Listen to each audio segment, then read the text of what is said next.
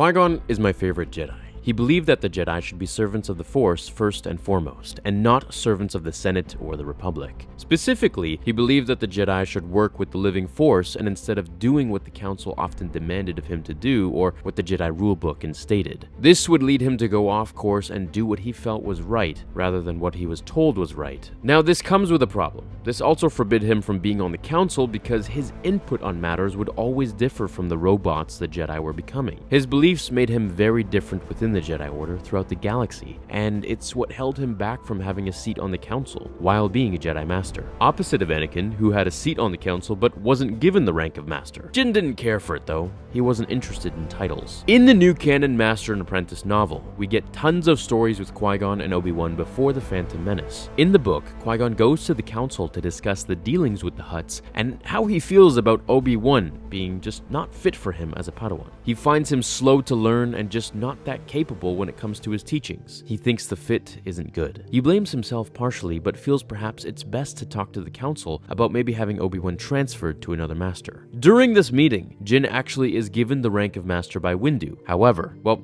let's just read a few pages from the book and then we'll talk about it. Yes, another task for you we have. Yoda's ears lowered, a sign of deep intent. Consider it carefully, you must. Mace Windu drew himself upright and folded his hands together in a formal gesture of respect. You may not have heard that Master Depassion intends to retire from the Council, effective next month. Qui-Gon glanced at Poli Depassion, a master of great renown, so much so that Qui-Gon had failed to note in recent years how aged he had become. That is our loss. We hope it will also be our gain, Mace replied. Qui-Gon Jinn, we hereby offer you a seat on the Jedi Council. Had he misheard? No. He hadn't. Qui-Gon slowly gazed around the circle, taking in the expressions of each council member in turn. Some of them looked amused, others pleased. A few of them, Yoda included, appeared more rueful than not, but they were serious. I admit, you've surprised me, Qui-Gon finally said. I imagine so, Mace said dryly. A few years ago, we would have been astonished to learn we would even consider this. But in the time since, we've all changed. We've grown, which means the possibilities have changed as well. Qui-Gon took a moment to collect himself. Without any warning, one of the turning points of his life had arrived. Everything he said and did in the next days would be of great consequence. You've argued with my methods often as not.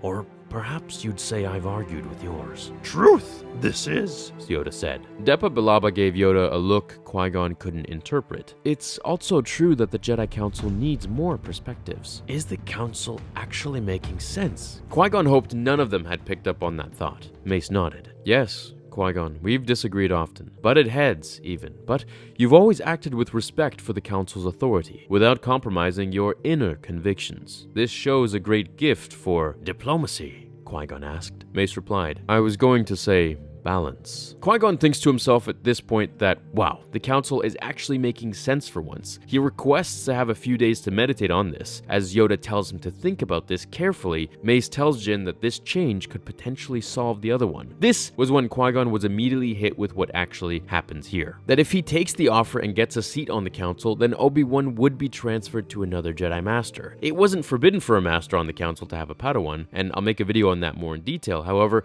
it was very rare, as being on the Council required almost all of one's time. So Padawans were given to those not on the Council who could dedicate every moment to their student and not be diverging their attention to the needs of the Council, which were equally as important. Some might argue even more, as it dealt with the fate of the Republic and the galaxy. As we know, of course, Jinn declined the seat on the Council as he didn't want to lose Obi-Wan, and he felt he needed to give his time unconditionally to his student. He also felt that being on the Council might change his perception of things and subconsciously change the way he deals with situations. Not letting the Force guide him, but rather more so what his peers might think of him, to keep his seat on the Council. So this is the very first time that Qui-Gon is actually given a seat on the Council, and it's kind of cool to see Mace offer that seat since we know, he never gave it to Anakin. I want to know what you guys think down below. Do you think Qui-Gon should have taken the offer and had his Padawan given to someone else? That means Obi-Wan and Qui-Gon would never be Master and Apprentice again, but that also means that maybe Anakin would never have been found. Because if Qui-Gon wasn't on Tatooine with all the events that led before it, then Anakin wouldn't have been in the picture. The only reason reason he took Anakin back was because Qui-Gon was such a firm believer that prophecies are a way of understanding our past and our future, but also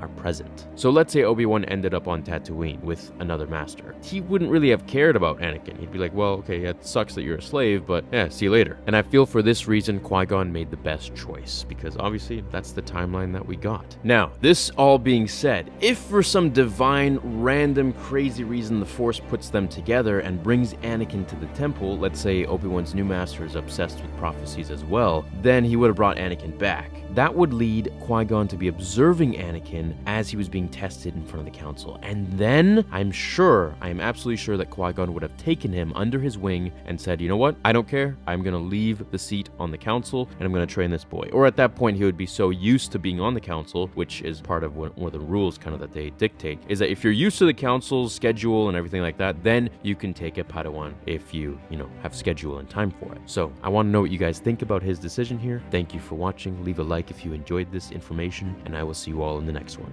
Until then, remember, the Force will be with you always.